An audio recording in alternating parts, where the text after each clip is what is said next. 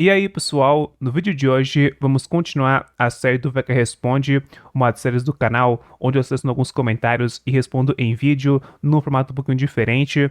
Essa série já tem diversos capítulos, nem sei qual capítulo que a gente tá, mas pro pessoal que tiver interesse e quiser ver os vídeos passados, recomendo. Eu vou deixar o link de uma playlist na descrição pro pessoal que tiver interesse, quiser ver os vídeos passados da série Veca Responde. Mas vamos para de enrolação. Eu selecionei alguns comentários do vídeo passado e vamos responder aí no formato do Vega Responde. Começando pela pergunta do Devano. Um salve para você, Devano.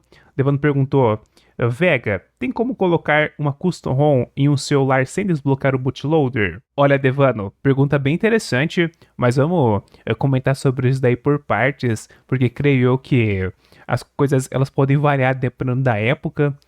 Lá no passado, alguns anos atrás, eu lembro que o meu primeiro dispositivo Android foi um Galaxy Y. Não vou lembrar assim ao certo qual ano, mas foi ao redor dessa época aí, 2012, 2013. Realmente não vou lembrar o certo.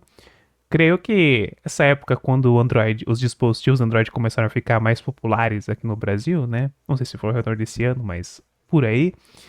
De qualquer maneira, eu lembro que esse dispositivo, para poder customizar, para fazer root, para utilizar um software customizado, meio que não tinha essas tretas de desbloquear o bootloader e estado do bootloader e tal.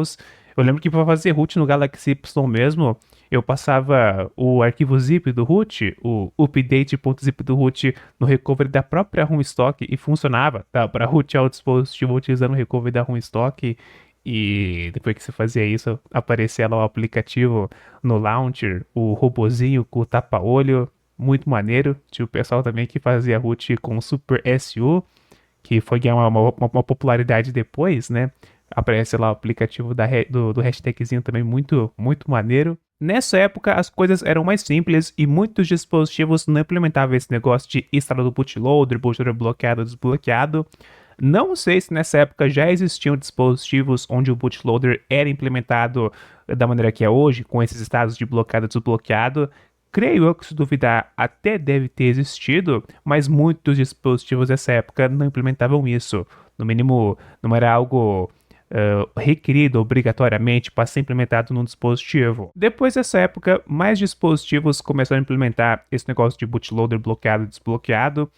Mas lá na época do Android 4, 4. Alguma coisa, essa época do Android 4 em geral, 4.0, o ICS, o 4.1 até o 4.3 Jelly Bean e o 4.4 KitKat, talvez antes do KitKat, nessa época do Jelly Bean do ICS, alguns dispositivos até era possível instalar software customizado com bootloader bloqueado. Eu lembro que tinha um fork do TWRP que era feito para poder ser utilizado em dispositivo com bootloader bloqueado. Era o Safe Strap Recovery. Eu tinha utilizado ele no Motorola Razr, que é o Razr Android, né? Não o Razr antigão, que nem roda Android. Acho que ele era conhecido como Motorola Droid Razr. O XT910, até lembro, o codinome dele era UMTS Spider. Não, o codinome da hora, hein? Spider, aranha. De qualquer maneira, nesse dispositivo dava para subir software customizado utilizando o Safe Strap Recovery, foi a instalação do Safe Strap Recovery. O Safe Strap era muito maneiro, porque você podia criar slot de ROM, então você mantinha a sua ROM stock num slot lá, e você poderia subir outro software customizado, você criar lá um novo slot lá no Safe Strap para poder iniciar e tal. Muito maneiro essa época. Mas é claro que eram poucos dispositivos que tinham algum suporte do Safe Strap. Aqui eu lembro do Motorola Razr, mas também tinha outros, se não me engano, o S4, algum S4 também tinha, deve ter algum outro aparelho que tinha, mas eram poucos dispositivos. O pessoal costumava utilizar isso daí em dispositivo que não dá para desbloquear o bootloader por algum motivo. Só que hoje em dia, em geral, não tem muito o que fazer. Se você quer customizar o software do dispositivo, mexer com as partes do aparelho e tal, tem que desbloquear o bootloader, porque o bootloader bloqueado é o comportamento padrão de um dispositivo e o bootloader bloqueado não permite customizações. Você tem que desbloquear o bootloader para conseguir fazer customizações, para conseguir escrever nas partições do dispositivo.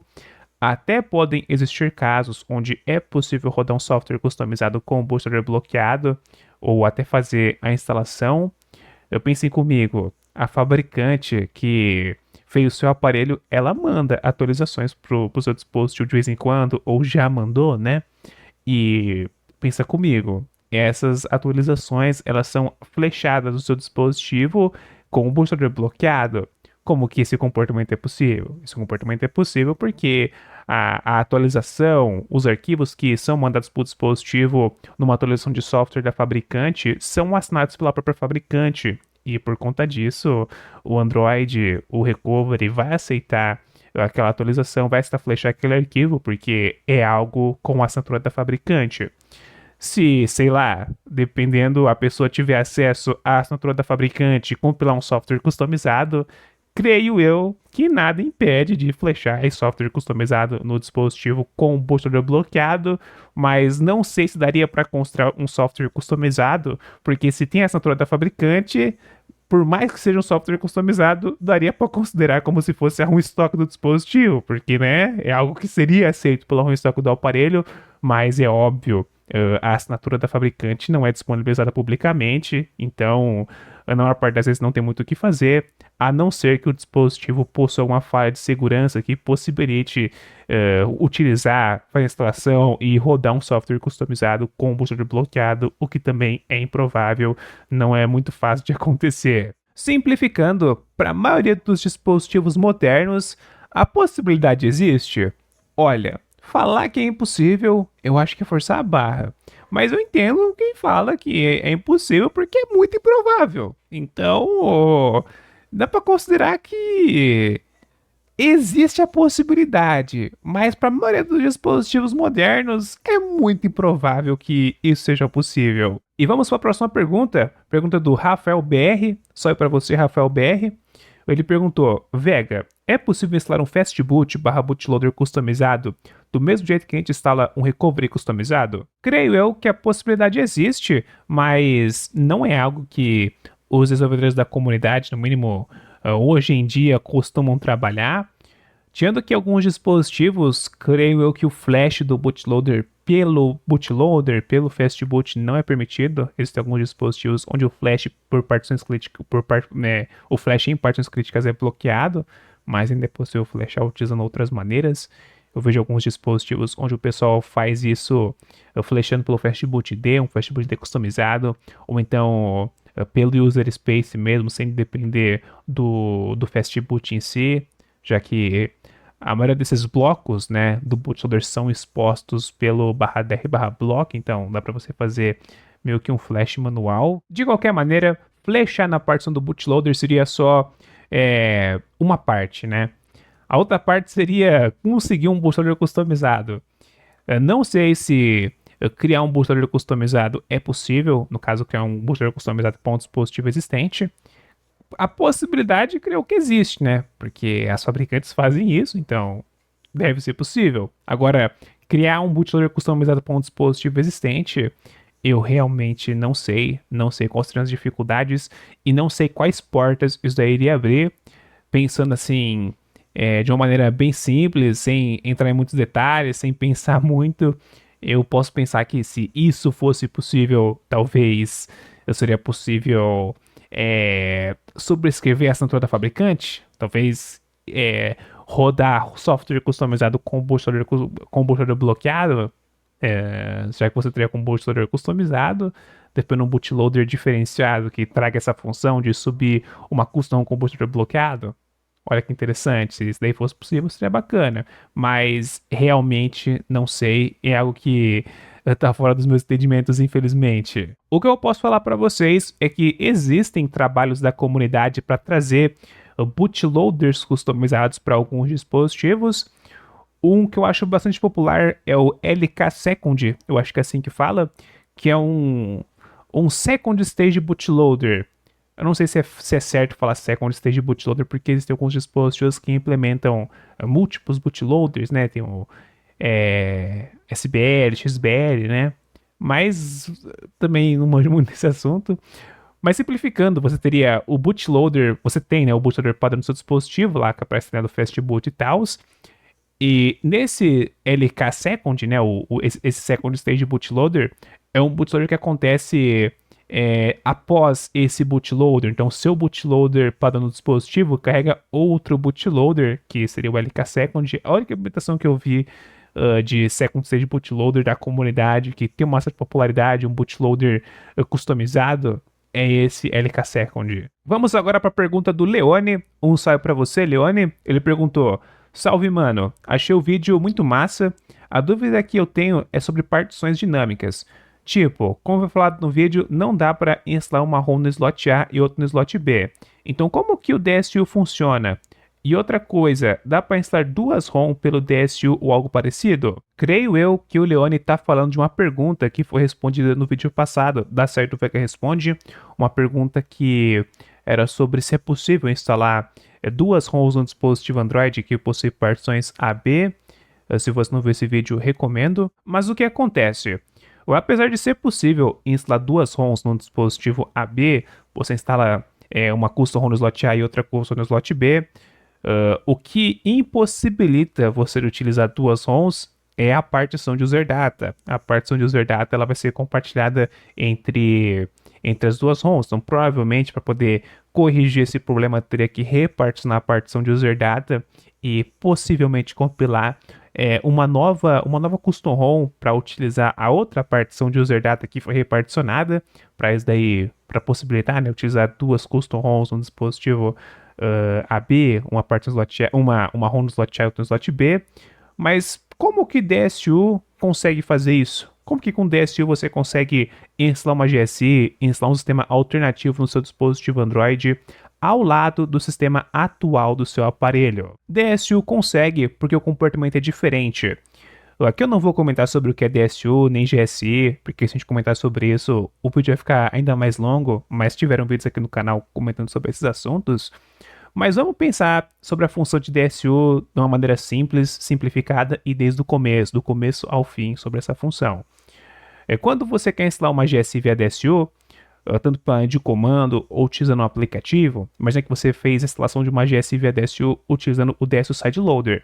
Você vai lá, abre o aplicativo, seleciona uma GSI que você quer instalar e depois você configura o armazenamento interno daquela GSI, quanto de armazenamento você vai ter quando ligar naquele sistema dinâmico.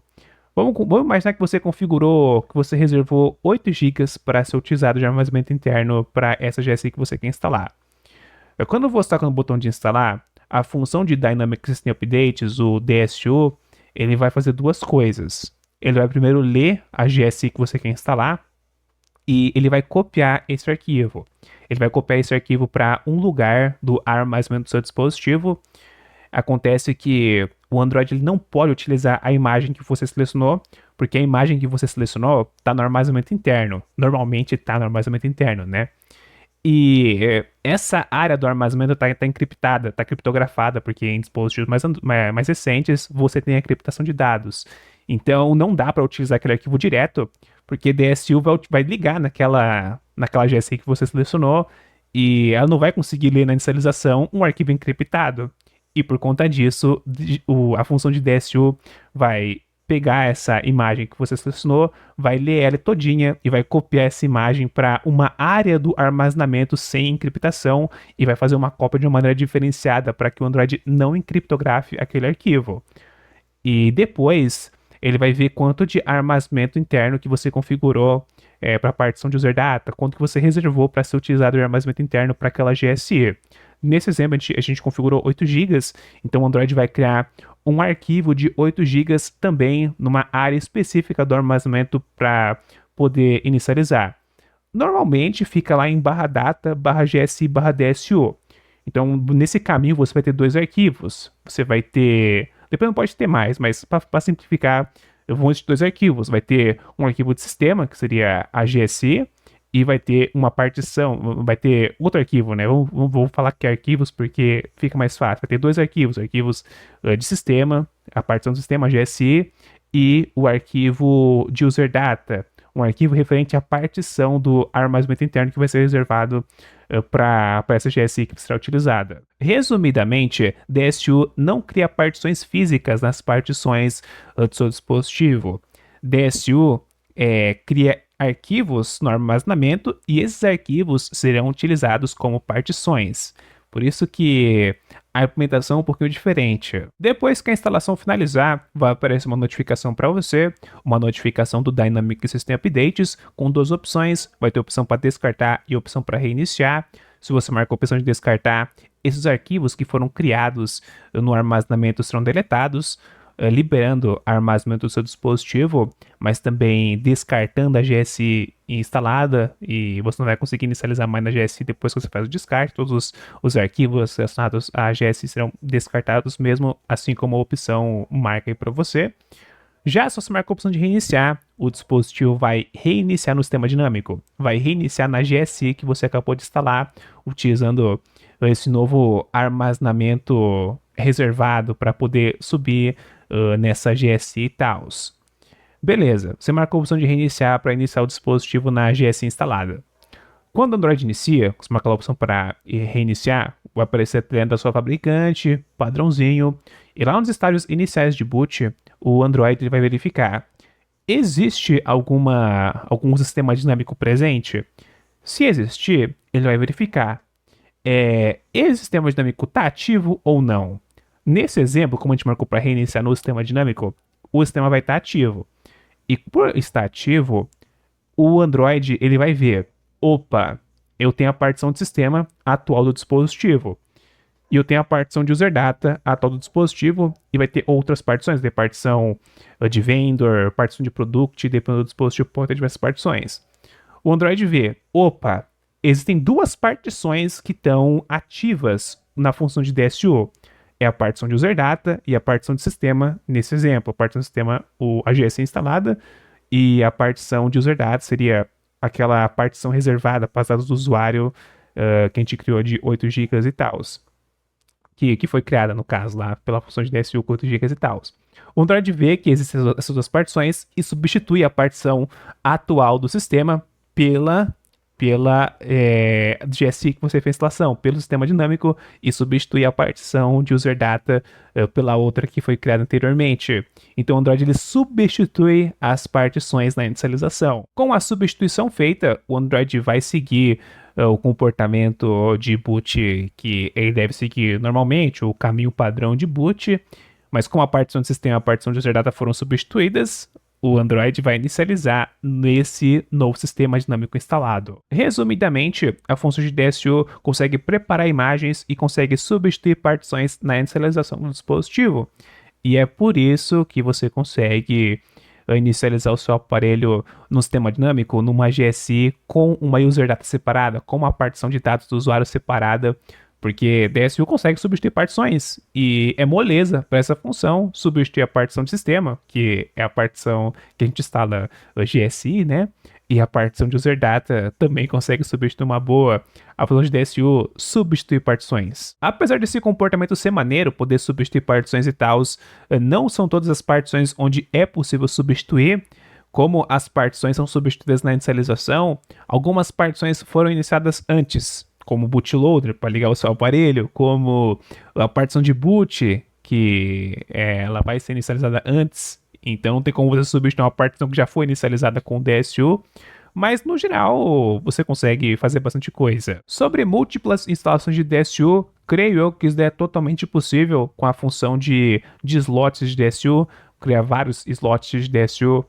É algo possível, mas é algo que, creio eu, até o momento não possui nenhuma implementação fácil para o usuário. O DSU SiteLoader mesmo ainda não suporta essa função. Eu estava trabalhando para trazer ela, mas é meio complicadinho. Também não estou assim com tanto tempo para mexer no app lá. Mas sim, é possível com a criação de slots. Você cria um slot para uma GSI, outro slot para outra GSI. Existe essa possibilidade, mas creio eu que até o momento não existe nenhuma maneira fácil do usuário conseguir fazer isso, mas é algo implementado no lado do Android. E vamos para a próxima pergunta. Pergunta do Onyx. Um salve para você, Onyx. Ele perguntou: Vega, é possível eu utilizar uma partição já existente? É uma partição que não é utilizada, né? Uma partição inútil, para recriar outra partição? Creio eu que dependendo da partição é possível. Você comentou de pegar tal partição e substituir pela partição de recovery. Essas partições que são mais ligadas ao bootloader, eu acho que não é possível, a não ser que você recompile o bootloader, porque se você pega outra partição e só renomeia essa partição para boot, ou só renomeia essa partição para recovery, não vai dar certo, porque é bem provável que o bootloader ele não carrega a partição pelo nome, ele carrega a partição ou pela UID, ou pelo offset, o que só criar outra partição com o mesmo nome não iria funcionar. E provavelmente renomear essas partições também não iria dar certo. Mas outras partições, creio eu que pode ser possível. Na comunidade de Custom ROM e tal, eu já vi o pessoal fazendo isso na prática. Eu pegar uma partição que não é utilizada na Custom ROM e utilizar essa partição para outra coisa. Existem alguns dispositivos mais antiguinhos, dispositivos lançados antes do Android 8, que não possuem suporte ao Project Treble. E tem um aparelho ou outro da comunidade que o pessoal conseguiu trazer suporte ao Project Treble, reutilizando uma partição presente no dispositivo, uma partição que não é utilizada quando o dispositivo está rodando uma Custom ROM. Exemplo aí, creio que o Moto Z, creio que a série do Moto G5, o Moto Z, o Moto Z Play também. Saindo da Motorola, tem o Redmi 5 Plus e, cara, deve ter um monte de dispositivo que recebeu suporte ao Project Treble pela comunidade e esse suporte, na maior parte das vezes, pegaram uma partição esteja no aparelho, uma partição que não é utilizada quando o dispositivo está dando uma Custom ROM e reutilizar essa partição para outra coisa, nesse exemplo, para trazer suporte ao Project Treble. Nos Motorola, se não me engano, o pessoal substitui a partição OEM pela partição de vendor para trazer suporte ao Project Treble. Nos Xiaomi, o pessoal substitui a partição CUST, né? Pegava a partição CUST e utilizava ela como vendor para poder ter suporte ao Project Treble, e creio que outros dispositivos devem ser um comportamento similar. E para finalizar o vídeo, vamos para a pergunta do O Batata. Saiu para você, O Batata. Ele perguntou: se eu desbloquear o bootloader e bloquear novamente e ficar fazendo isso repetidas vezes, qual o risco de causar alguma pane no bootloader? Então, O Batata, creio eu que não tem problema nenhum. O bootloader ele tem que ser capaz de trocar entre os estados de bloqueado e desbloqueado, e eu não acho que fazer isso repetidas vezes possa causar algum problema. O bootloader tem que ser capaz de ser desbloqueado e bloqueado quando a função é suportada, e se o bootloader suporta isso, não acho que exista algum problema em ficar bloqueando e desbloqueando toda hora. Só tenha cuidado na hora de bloquear o bootloader, porque na maioria dos dispositivos você só pode bloquear o bootloader rodando o software original do seu aparelho sem modificações. E se você bloquear o bootloader rodando o software customizado, um dispositivo com root ou algo do tipo, vai dar ruim. Então, só evite problemas, mas trocar do bootloader bloqueado por desbloqueado e vice-versa a todo momento. Se uma função suportada pelo bootloader, ele tem que ser capaz de fazer isso. Vocês querem um vídeo aqui no canal testando isso? Pegar um aparelho e ficar bloqueando e desbloqueando toda hora? O que vocês acham? Vocês acham que seria um vídeo bacana? Coloca aí nos comentários. E esse foi o vídeo, espero que tenham gostado. Mais um vídeo da série Vega Responde. Se você tem uma dúvida, alguma pergunta e quer que ela seja respondida em vídeo nesse formato um pouquinho diferente, coloca nos comentários, coloca sua dúvida. Também coloca aí no comentário a hashtag Vega Responde, porque eu filtro os comentários utilizando essa hashtag, então fica mais fácil de pegar as dúvidas. Então coloca a sua dúvida, a sua pergunta e coloca também no comentário a hashtag Vega Responde. E depois o seu comentário pode ser selecionado pro próximo vídeo da série aí do canal. Então coloque aí a sua dúvida. Também comentem no vídeo, comentem o que vocês acharam do vídeo, o que vocês acharam das perguntas que foram comentadas, e fiquem livres para dar suas opiniões, comentarem, discutirem. Deixem o like e se inscrevam no canal para não perderem os próximos vídeos. Aqui tem vários vídeos mandrão de Android, então inscreve para não perder. E é isso, bye bye.